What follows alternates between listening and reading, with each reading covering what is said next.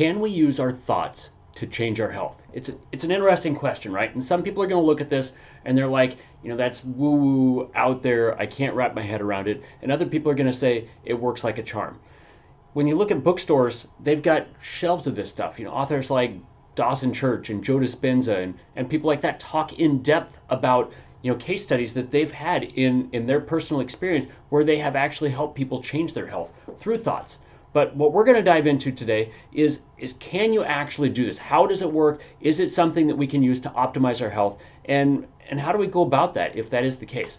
I'm Dr. Jeff Cumro, and ultimately in my practice, what we do is we work to optimize hardware and software of the system. If we have the brain and body working as well as they can be, that's awesome, but we still have to have those energetic systems, right? If we have one of those two missing, it's like having a Ferrari in your driveway and not having any gas in it. We have to be able to have the actual equipment, but we actually have to have the functionality of being able to energize it as well.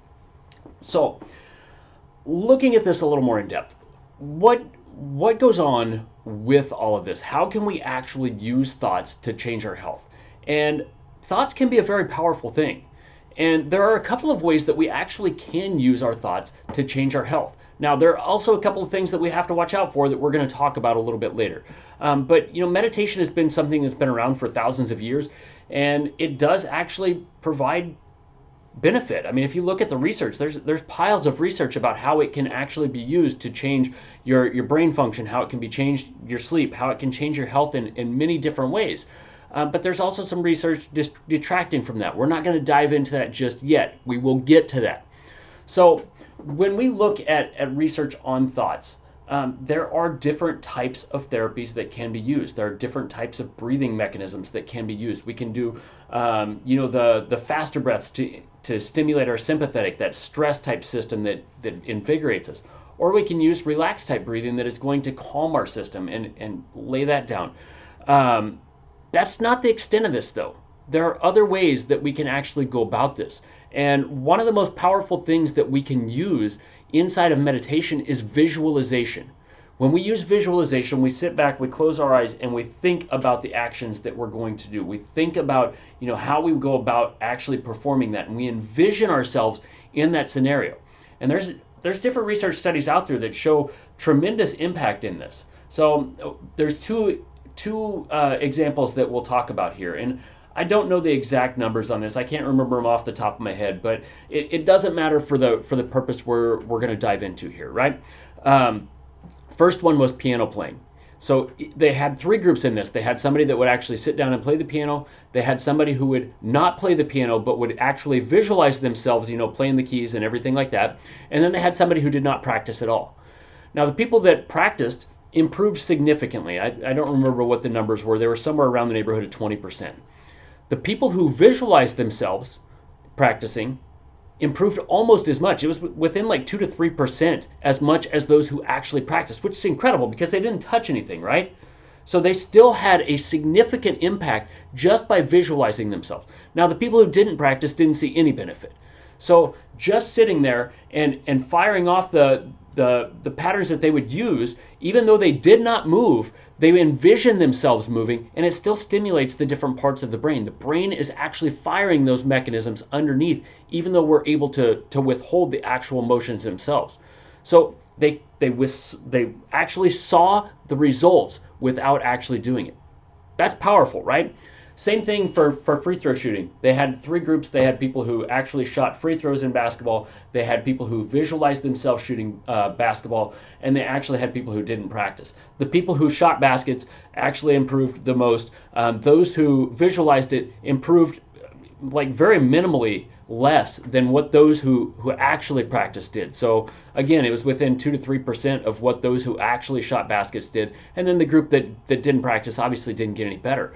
But that's huge transformation, right? So if we can use that, then that's something that actually, I mean, that's powerful, because not everybody is in that boat, right? So there are a lot of people that are unable to do physical activity because of some sort of malady, whether they have a broken bone, whether they had a surgery, whether they're bedbound. I mean, there are a lot of different scenarios that something like this could provide benefit for. Now, the question I have on this is, how does it work as far as non-movement type things? Piano and free throws, we're actually going through the motion of doing those things. Does it work for other things? And those books dive into in-depth case studies of people changing other things. They change their autoimmunity, they've changed their depression, they've changed their anxiety, different things like that. How does something like that work? It's a little more in depth. And ultimately what we have to visualize on this, or what we have to be able to discuss in this, is epigenetics. And epigenetics are, we all have a genetic pattern that's passed on, right? Everybody knows what genes are for the most part. Those genes are controlled by epigenetic markers. And those epigenetic markers are kind of like a light switch. They either power that gene on or they turn that gene off. And a classic example of this would be the BRCA breast cancer gene, right? You can have that in your body for a long period of time and not have any kind of breast cancer. The second it starts to turn on, you start expressing that breast cancer, and that breast cancer will start to grow as long as that's turned on. Now, there are a lot of people that are going through drastic surgeries and stuff like that to eliminate some of the potential there. But again, we have some potential to turn those things on or off through our control of our mind, the visualization, the meditation, different things like that. And there are studies out there that show when we actually go through these things, we change those epigenetic markers. And there's a variety of ways that we can do that. When we're talking about movement, exercise in general turns on some epigenetic markers that are good, but it turns off epigenetic markers that are bad.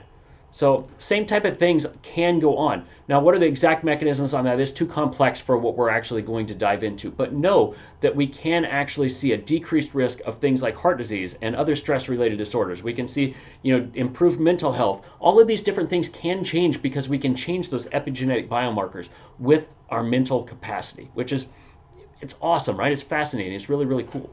Now, what are the things that you would have to watch out if you decide to do this? Now, meditation does have a little bit of research that goes against it and says you should not do it, or it is dangerous for some populations. Now, they haven't been able to narrow down which populations it is bad for just yet, but they have had negative side effects. Some people are stuck in an anxious state. Their heart is racing.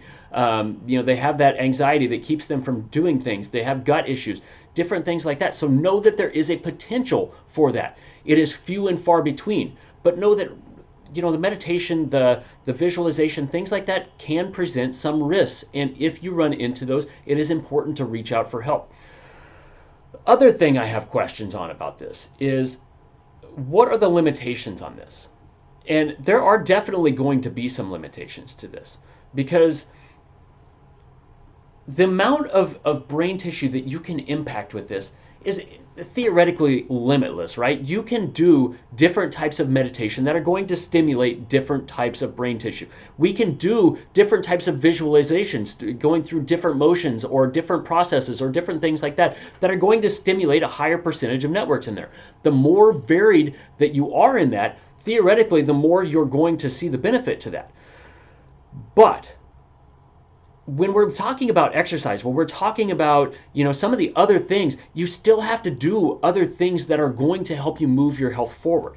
Why is that? If you don't change your diet and you continue to eat junk food, you're still going to have that negative epigenetic expression from some of that. If you don't do anything to change your stress levels, you're still going to have the negative expression of that. If you don't sleep, you're still going to have that.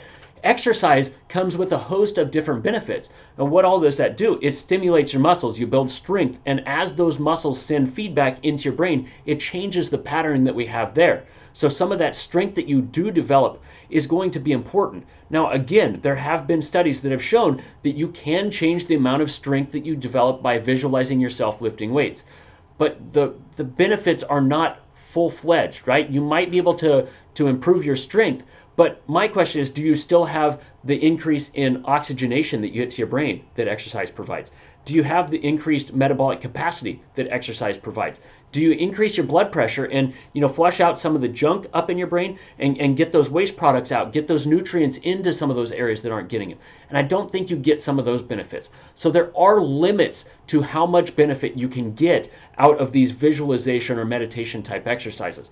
Do not think that this is a full-fledged benefit. It's not a holistic approach to your health is ultimately what I'm trying to say. Now, who would this be good for? People who, like I said, are bedbound, people who are limited in their ability to perform certain movements right now. If you have a broken bone, visualizing yourself lifting with that is something you can still do. It's not going to have any impact on the broken bone, in theory at least, no negative impact, but you can still maintain some of your strength. So it's better for those. But if you're able to get out and move around, then at some point we need to transition to that. And that's where we ultimately are going to optimize health. So in my views, visualization and meditation can be a tool to optimize health, but it's not going to be the full one-size-fits-all solution to optimize health. It's possible that it could, have some of those impacts, but we don't know enough about it in those ways, shapes, or form yet.